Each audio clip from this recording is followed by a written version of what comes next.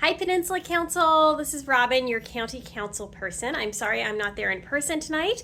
We are celebrating my son Truett's 17th birthday, so we are spending time as a family, but I wanted to give you some county updates. First, I wanted to thank Keeping It Clean and the Key Peninsula Council and all of you who were part of the huge May 4th Key Peninsula cleanup event. It was awesome. I talked about it at our council meeting yesterday, and I really think that we are the model for the rest of the county. Everything you all did was above and beyond and so exciting, and I know this is not the only thing you do all year.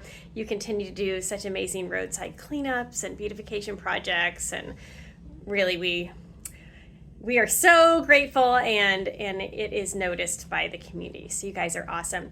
I also wanted to give a shout out to Melanie and the Public Safety Committee. I'm sorry I'm not there to hear the presentation, but I am so excited about National Night Out, and I'm here to do whatever I can to help you promote that or support it in any way. Something big happened at the council meeting yesterday. We passed our resolution for neighborhood safety traffic projects. And I got 6 projects approved, and 5 of them are on the Key Peninsula. And all of these projects came from residents of the KP writing in about things that they were concerned about. So the intersection of Wright Bliss and State Route 302, we hear a lot about this. The right-of-way is primarily the state of Washington. So that's why we're not able to just come in and put that on our schedule for a roundabout. That really needs to be a collaboration with the state and the state leading. However, I put in some language about getting some street lighting there, maybe a street light to help illuminate that to improve safety. One of the big concerns at that intersection is the Penn light pole. I've been in conversations over the last year and a half with Penn Light about that, and I can give you guys more of an update later on that. But I will tell you that this intersection has also caught the attention of one of the staff members from Congressman Kilmer's office, who witnessed the motorcycle accident that happened there, I think about 3 weeks ago maybe.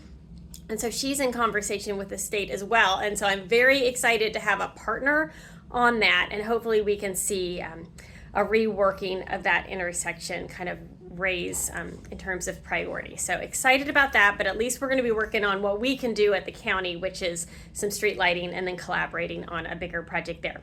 The intersection of Key Peninsula Highway and State Route 302, the triangle there, I think this came from Kathy Lyons. Thank you. We're going to evaluate that for visibility, safety enhancements, see what we can do to make that safer. A couple of projects down south, Key Peninsula Highway and Whiteman Road. Somebody suggested just some additional signage or something to alert people of the turn onto Whiteman, so we're going to look at that. We're also looking at the intersection of Whiteman and Lake Drive. I've gotten a number of complaints about near misses or accidents there, so we're going to again evaluate that for visibility and safety enhancements. A lot of these projects, there's not a whole lot of money in this program. That's what we can do, is evaluate it. Safety projects, we can do some small things this year, but then if they decide that it is a safety concern, we can put money in the budget next year or in subsequent years to actually take some action on that, which is just how this works.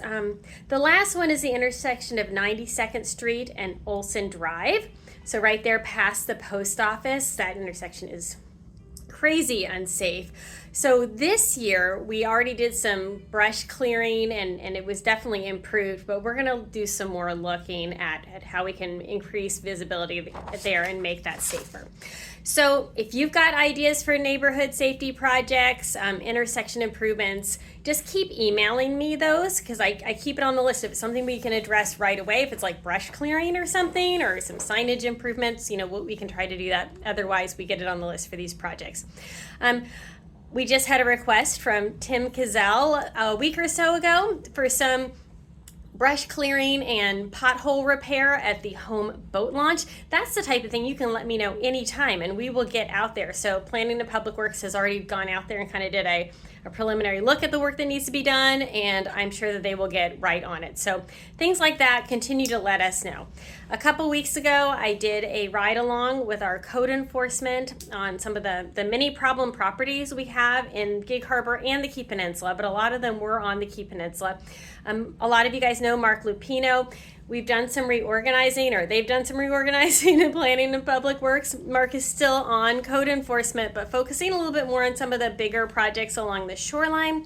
A gentleman named Sean Decker, who's a former Pierce County Sheriff deputy, awesome guy, is going to be doing some of the more work that Mark was doing with property owners. So he's getting up to speed, and they assured me that we're going to be seeing some more activity with code enforcement to clean up our problem properties and respond to neighbor complaints, which is awesome.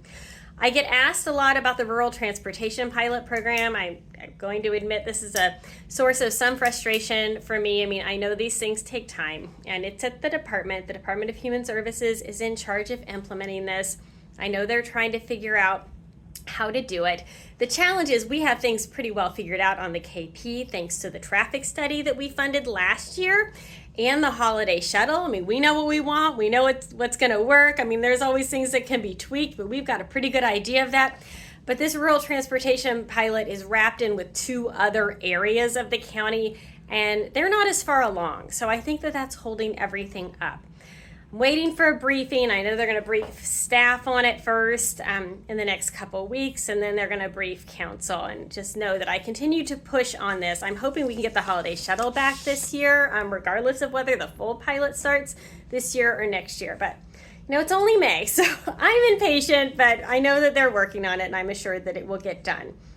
I know Daniel from the health department will talk about a KIN, but if you have any questions for me on that, it's really a health department thing for the most part. So Daniel is the best. And then finally, I really want to make sure people know that when they have issues, when the KP residents have issues, that they know to come to the county to ask for help, because we do offer so much, and a lot of people just don't know the services and programs that we have. So one of the things that I want to do is create a District 7 logo so that people really feel connected, like this is their local government. So I'm going to hold some coffees in June, one on the KP, one in Gig Harbor, and one in Tacoma, to solicit ideas for that. So keep an eye out for that, but be thinking, I know my KP people are so creative, be thinking of kind of images or things that you think would really resonate. We have a diverse district, so it's got to resonate district-wide.